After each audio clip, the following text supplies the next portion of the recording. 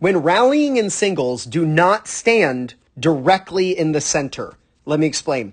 First, here's Diego Schwartzman. This is Jannik Sinner at the 2022 U.S. Open, just playing out some friendly practice points. Big forehand here by Diego. Boom, actually absolutely crushed that thing. But let's look at their court positioning because this is going to help you run down more of your opponent's shots. Let's look at Diego right here. Diego is going to hit this ball cross court. Now, when he hits this ball, he's going to have to recover, right? He's going to have to move to his right. But how far will he go? Let me ask, is he going to go to the very center? Is he going to go to the green?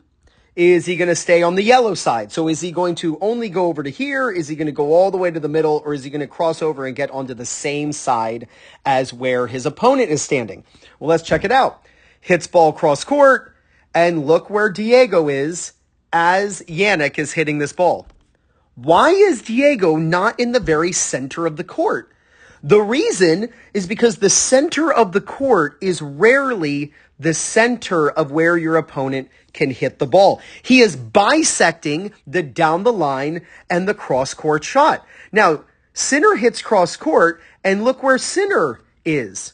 Why is Sinner not sprinting to the center? Because the center of the court is rarely the center of where your opponent can hit the ball. He is bisecting the down the line and the cross court shot. You do not want to always go back to the center because that means you are rarely standing in the middle of where your opponent can hit the ball, and you're going to really struggle getting to your opponent's shots. Now, check this out. Sinner hits down the line. We just saw Diego on this side, Sinner on that side. When a shot occurs down the line in singles, that's typically when things switch. And now you have Sinner on the left and Diego on the right. Sinner is hitting this ball from the doubles alley. And what are the two best shots he can hit? He can hit a down the line shot, or he can rip a heavy cross court topspin shot off the court. So Diego needs to stand in the middle of those two shots. He's actually equidistant to both of those shots. If he were to stand directly in the middle, he'd be covering the down the line with no problem. But boy, would he be out of position if Sinner hits cross court. This is why you don't want to stand in the very center of the court. And then look, the ball goes to the center, Diego moves over, and then here, Sinner is completely out of position because he didn't keep the ball cross court enough so that he could be over there, and that actually leaves that other side wide open. Here's a simple way of thinking of this. Wherever you hit the ball, stand on the opposite side, because wherever you hit the ball, that's where your opponent is going. So since Diego hit the ball over there, he's going to stay over here, just with a line drawn down the center of the court. Let me redraw that. With a line drawn down the center of the court. If you send your opponent to this side, you need to be on that side. If you send your opponent over here, you need to be over here. Doing this will help you run down more of your opponent's shots because you're bisecting their two best shots, both cross court and down the line. Now, if you love strategy as much as I do, then you need to pick up a copy of the Fuzzy Yellow Balls Singles Playbook. Over 50 pages of strategy after strategy that's going to help you win more matches. Each single strategy comes with a QR code on the page, so you just take your phone or tablet, hold it up over the QR code, and up pops a video of Will Hamilton from Fuzzy Yellow Balls teaching you exactly how to use that strategy. To pick up the Singles Playbook, just use my link in the description. I'm also going to pin it in the first comment. Now, if you're looking for new people in your local area to play matches against or practice with, or if you want to find a coach who's close to you who can help you with your game, then use my link in the description and pinned in the first comment for PlayYourCourt.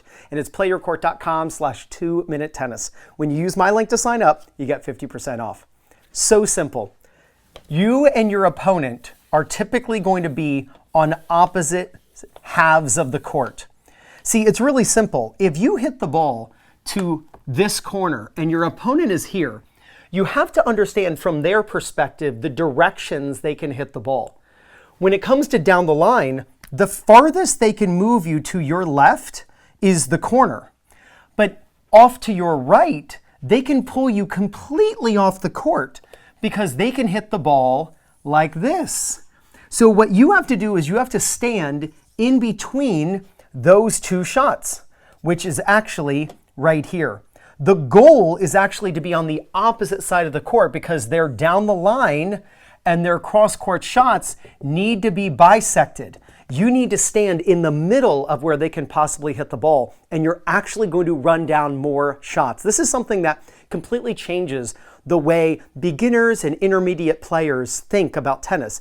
They always think hit the ball and go to the middle. The only time you'd want to be in the middle is if you hit it right down the middle. Well, if you hit it right down the middle, then being in the middle is equidistant to the two corners. But once you send the ball to a side, you now need to be on the opposite side of the court so you can bisect their down the line and cross-court shots. You start making this tiny adjustment and seeing the huge benefits of it, and there's no doubt you're going to gain confidence, win more matches, and play much better tennis. This is Ryan Reedy from 2minutetennis.net. You got this.